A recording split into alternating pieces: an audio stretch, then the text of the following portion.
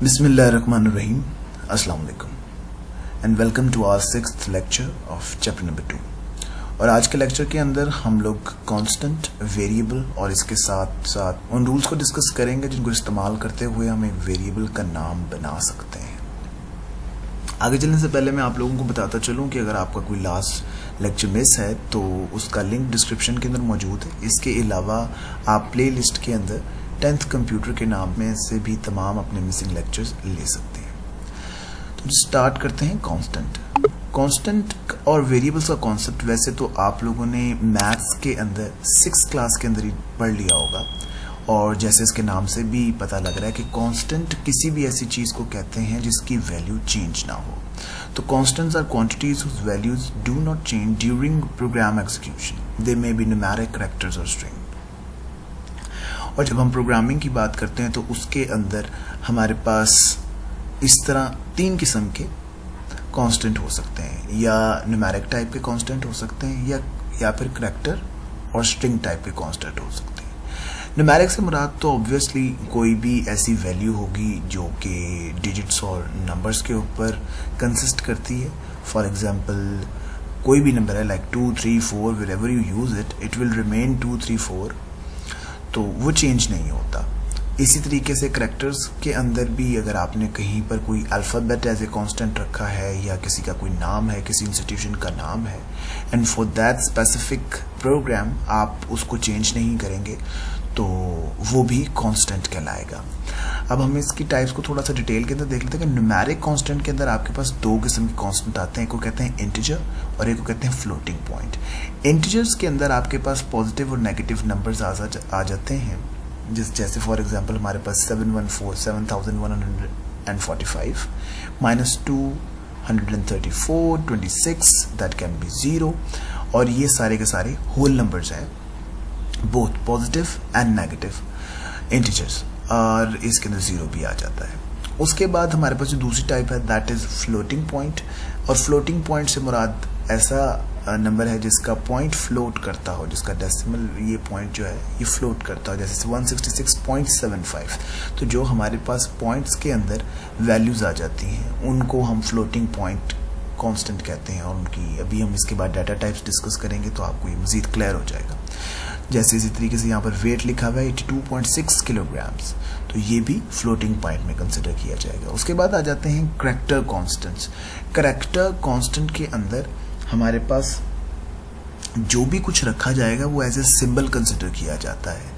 For example हम इसके अंदर डिजिट्स को यूज़ कर सकते हैं 0 to 9, अपर केस के A to Z alphabets use हो सकते हैं, लोअर केस के A to Z alphabets use हो सकते हैं। इसके साथ साथ इसके अंदर पंक्चुएशन सिंबल्स जैसे सेमीकोलन, कॉमा, पीरियड, और इसके अलावा स्पेशल सिंबल्स जिसके अंदर ऑपरेटर्स वगैरह भी plus, minus, equals to, greater than वगैरह वगैरह, ये सारी चीज़ें आ जाती हैं। और इसको लिखने का तरीक़ेकार ये होता है कि ये हमेशा सिंगल कोट्स के अंदर लिखा जाता है, सिंगल कोट्स के अंदर लिखा जाता है, तो इसको हम क्या कहेंगे, करैक्टर कांस्टेंट। और याद रहे कि जो भी करैक्टर कांस्टेंट है, फॉर एग्जांपल अगर वहाँ पे 0 to 9 कोई नंबर यूज़ किया जा रहा है तो आप उसको नंबर कंसिडर नहीं करेंगे, ठीक है, वो नंबर नहीं होगा, वो करैक्टर होगा। जैसे फॉर एग्जांपल रोल नंबर है, तो अगर आपका रोल नंबर 1 है और किसी का रोल नंबर 2 है, तो अगर दोनों के रोल नंबर को ऐड करें तो रोल नंबर 3 आ जाता है। इट्स नॉट पॉसिबल, क्योंकि वहाँ पर जो रोल नंबर है वो एज ए सिंबल इस्तेमाल किया जा रहा है for representation, it's not actually a number, ठीक है। आई होप कि आपको मेरी बात समझ में आ रही है। जैसे फॉर एग्जांपल गाड़ी का नंबर होता है, तो you can not add 2 different vehicles registration numbers, वो वहाँ पर आइडेंटिफिकेशन के लिए हैं या किसी भी तौर के ऊपर, तो वो वहाँ पे एज ए नंबर यूज़ नहीं हो रहे। इसी तरीके से यहाँ पे अल्फ़ाबेट्स और ऑपरेटर्स और जो भी इस्तेमाल किया जा रहा है वो वहाँ पर अपनी उस हालत में इस्तेमाल नहीं हो रहा होता, वो एज ए सिंबल इस्तेमाल हो रहा होता है। स्ट्रिंग कांस्टेंट और करैक्टर कांस्टेंट में एक तो मेन फ़र्क ये है कि स्ट्रिंग कांस्टेंट डबल कोट्स के अंदर होता है, और इसके अंदर स्ट्रिंग से मुराद एक लड़ी, एक पूरा मतलब combination of constants combination of characters इस्तेमाल हो सकते हैं, ठीक है। जैसे फॉर एग्जांपल हेलो अहमद, तो ये सारे का सारा word including space and all the alphabets, the combination of lower case and upper case, तो ये सारे का सारा इसके अंदर इन्वर्टेड कॉमास के अंदर जो कुछ लिखा है वो सारे का सारा स्ट्रिंग कांस्टेंट के अंदर कंसिडर किया जाएगा, जबकि खाली ए जो है यहाँ पर ये भी inverted commas double inverted quotes में है तो ये भी स्ट्रिंग माना जाएगा। ऑलराइट जी, मूविंग टुवर्ड्स वेरिएबल्स, तो कांस्टेंट के बाद हमारे पास आता है वेरिएबल जिसकी value during the program execution change करती है, उसको क्या देते हैं, variable.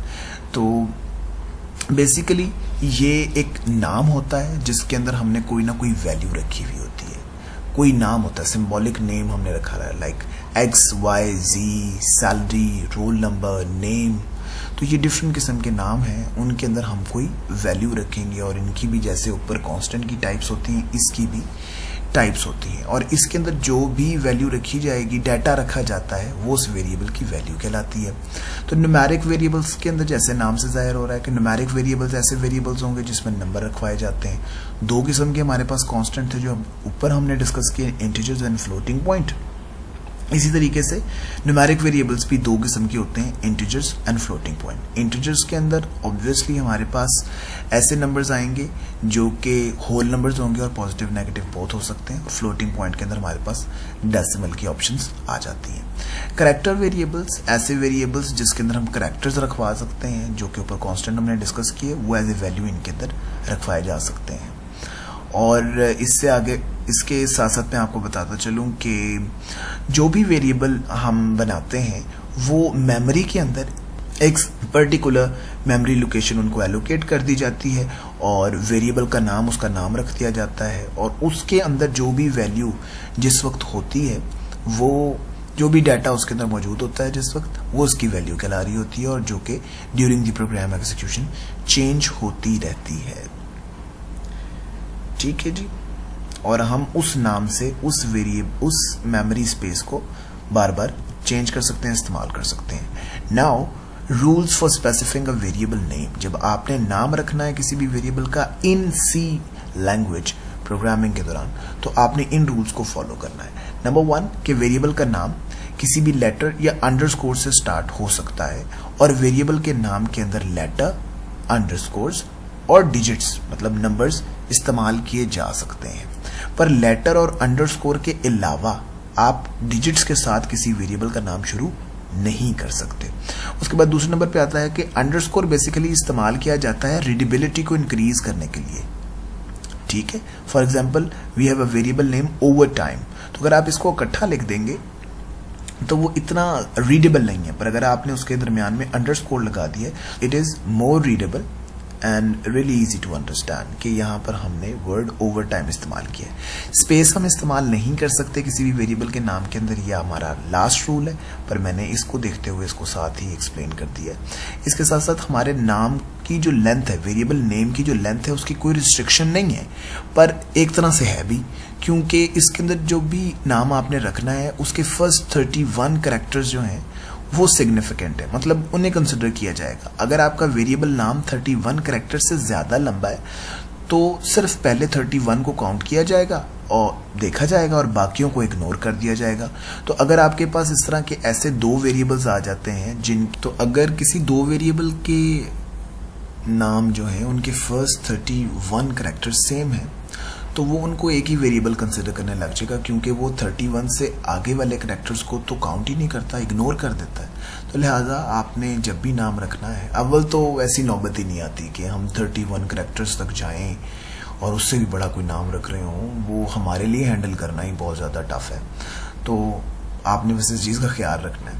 Hopefully in all of your career और प्रोफेशन और the time you are learning it, आपको इसकी कभी नौबत नहीं आएगी। उसके बाद आ जाते हैं जी अल्फ़ाबेट्स। तो अल्फ़ाबेट्स एक कॉन्सेप्ट मैंने पढ़ाते हुए पहले भी आपको बताया था कि सी लैंग्वेज इज केस सेंसिटिव। इसके अंदर वेरिएबल नेम में आप अपर केस लोअर केस दोनों इस्तेमाल कर सकते हैं, पर आप ये याद रखें कि upper case for example capital x is a different variable and small x is a different variable.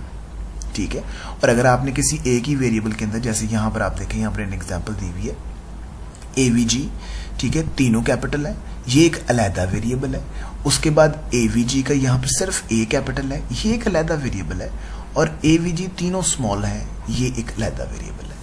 और इसी तरीके से अगर आप और इसके मजीद कॉम्बिनेशंस इस्तेमाल करते जाएंगे तो वो अलहदा अलहदा वेरिएबल के नाम कंसिडर किए जाएंगे। तो be very very very careful when you are using variable names. उसके बाद आ जाते हैं स्पेशल कैरेक्टर्स। हमने अभी पहले पढ़ा था स्पेशल कैरेक्टर्स क्या होते हैं। हमारे पास ये कुछ सिंबल्स होते हैं, जैसे हैशटैग है, क्वेश्चन मार्क, @ इनको हम अपने नेम्स के अंदर इस्तेमाल नहीं कर सकते। इसी तरीके से रिजर्व वर्ड्स जो कि ऑलरेडी रिजर्व्ड हैं, they are special meanings in C language, उनको भी नाम के तौर पर, जैसे इंट है, केस, इफ, ये आगे यूज करने वाले, इनको भी हम इस्तेमाल नहीं कर सकते। और मैं आपको ये अंडरस्कोर को एक्सप्लेन करते हुए बता चुका हूं कि स्पेस भी अलाउड नहीं है किसी वेरिएबल का नाम रखते हुए। फॉर एग्जाम्पल मैथ्स है तो दरमियान में अगर स्पेस दी हुई है तो it will not work as a variable name, यहाँ पे एरर आ जाएगा। ऑलराइट, आज के लिए इतना ही। Hope you understand these concepts, और if you have any question feel free to ask me in the comment section. Thank you.